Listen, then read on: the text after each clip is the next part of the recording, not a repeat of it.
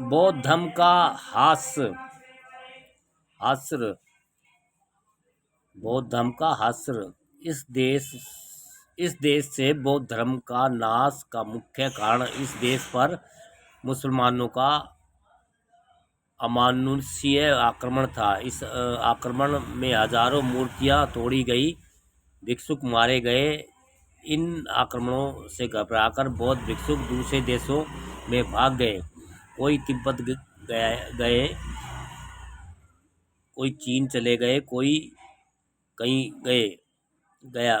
कहीं गया। इसका परिणाम यह हुआ कि यहाँ पर भिक्षुओं का अभाव हो गया। उत्तर पश्चिम प्रांत में एक ग्रीक राजा था, उसका नाम था मिनाल्डर। उसे धर्म चर्चा बहुत पसंद थी। उसने ब्राह्मणी धर्म शास्त्रों के पंडितों के साथ कई बार वाद विवाद करके उन्हें हराया था और कईयों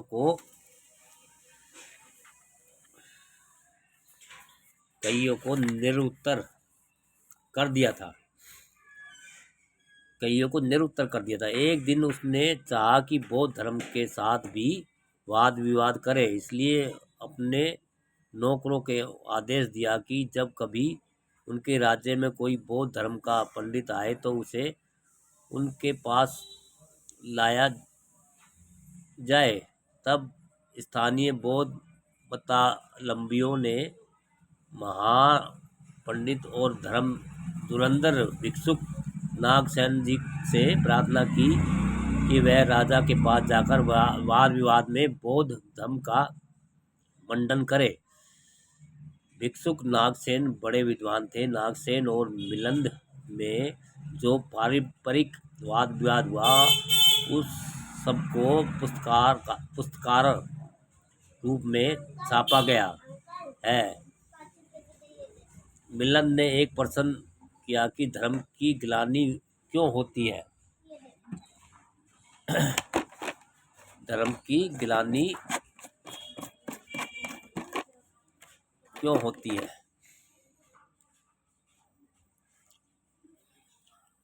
नागसेन ने उसका उत्तर देते हुए उसके 3 कारण बताए। पहला कारण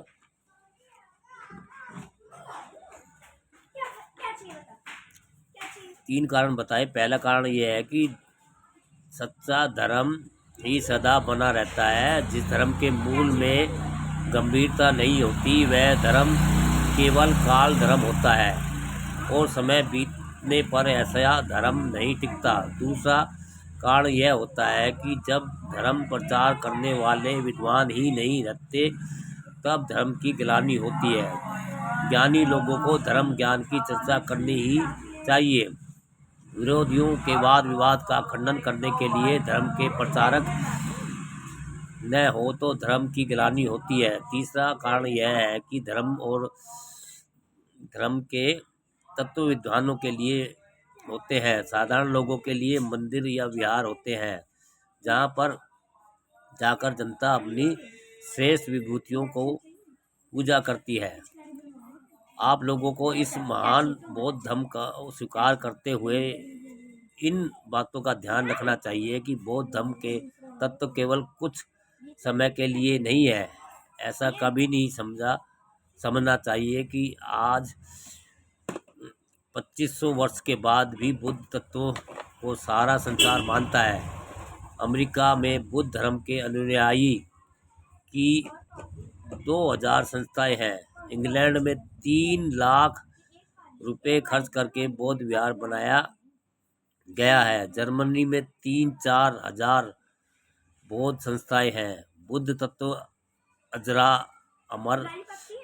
अमर है। फिर भी बुद्ध ने अपने तत्वों को महान होने का दावा नहीं किया और न ही उन्होंने कभी यह कहा है कि उनका धर्म ईश्वरीय है। भगवान ने तो यही कहा था कि मेरा पिता और मेरी माता दोनों सामान्य मनुष्य की भांति है।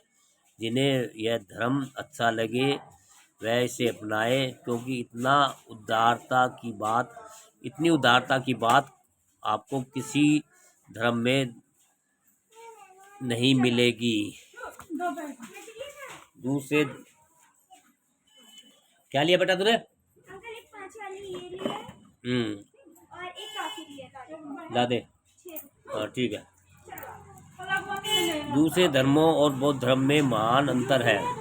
बौद्ध धर्म की मनुष्य नहीं, कौन सी ये 2 रुपए की एक दे दो।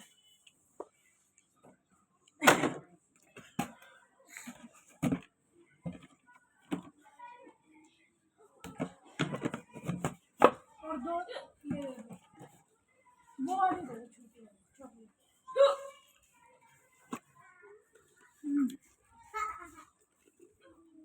ले भाई 2 2 4 छोड़ो।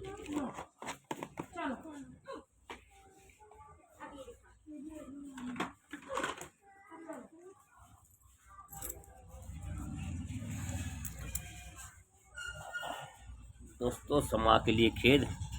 दूसरे धर्मों और बौद्ध धर्म में महान अंतर है। बौद्ध धर्म की मनुष्य और ईश्वर महान और मूल आधार की बातें आपको दूसरे धर्म में नहीं मिलेगी, क्योंकि दूसरे धर्म मनुष्य और ईश्वर के गहरे संबंध को बताते हैं।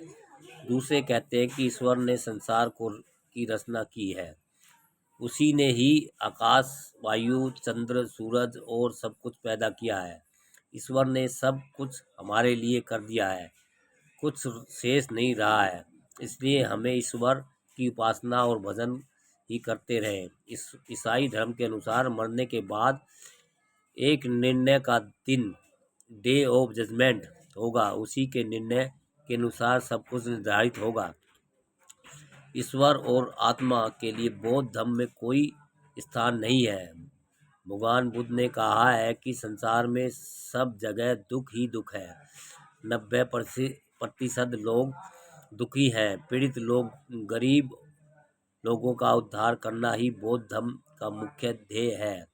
कार्ल मार्क्स ने भगवान बुद्ध से ज़्यादा कुछ नहीं कहा है।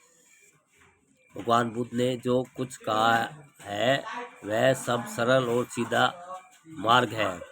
भाई और बहनों, जो कुछ मुझे कहना था वह सब कुछ मैंने कह दिया है। यह धर्म सबसे अच्छा धर्म है, इसमें कोई दोष नहीं है। हिंदू धर्म में कुछ ऐसे तत्व है कि जिनसे किसी को उत्साह नहीं मिल सकता। हजारों वर्षों से लेकर आज तक आज लोगों के सामने मुझे अपनी बचपन की बातें बताते हुए किसी प्रकार की झिझक नहीं होती।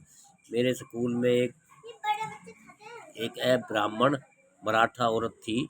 वह स्वयं अनपढ़ थी, परंतु मुझे छूती न थी। मेरी माँ मुझसे कहती थी कि मैं बड़े लोगों को मामा कहकर पुकारूं। पोस्टमैन को मैं मामा कहकर पुकारा करता था। स्कूल में एक दिन मुझे प्यास लगी, इसके लिए मैंने अपने मास्टर से कहा। मास्टर ने चपरासी को बुलाकर कहा कि इसे नल पर जाकर पानी पिला आओ। चपरासी ने नल खोला तो मैंने पानी पिया, मगर कभी चपरासी न हुआ तो कई दिन तक पानी पीने को ही नहीं मिला था। प्यासा ही घर वापस आता और घर पर ही अक्सर आकर प्यास बुझाता। हाँ बेटा, क्या लोगे? ये दे दो। नहीं, ये 5 रुपए की है। निकल आकर प्यास बुझाता। विदेश में जब मैं पढ़कर वापस आया तब मुझे डिस्ट्रिक्ट जज बनने के लिए कहा गया, लेकिन इस रस्सी को मैंने अपने गले में इसलिए नहीं बनवाया कि मेरे नौकर हो जाने पर मेरे लोगों की सेवा कौन करेगा। इसी विचार को ध्यान में रखते हुए मैं नौकरी के चक्कर में नहीं पड़ा। व्यक्तिगत रूप से इस देश की किसी भी रूढ़ी या बात का विरोध करना मेरे लिए कठिन नहीं है। आप लोगों के सिर पर वैश्यों, क्षत्रियों और ब्राह्मणों ने पहाड़ खड़ा किया हुआ है। उसको किस प्रकार उल्टा जाए या तोड़ा जाए यह एक वास्तविक पर्सन है, इसलिए मैं चाहता हूँ कि इस धर्म का पूर्ण ज्ञान कराऊँ। यह मेरा कर्तव्य भी है। इस कार्य के लिए मैं पुस्तकें लिखकर और आप लोगों की शंकाएं दूर करके पूर्ण ज्ञान प्राप्त करवाऊँगा। आज आप मुझ पर विश्वास रख कर चलिए।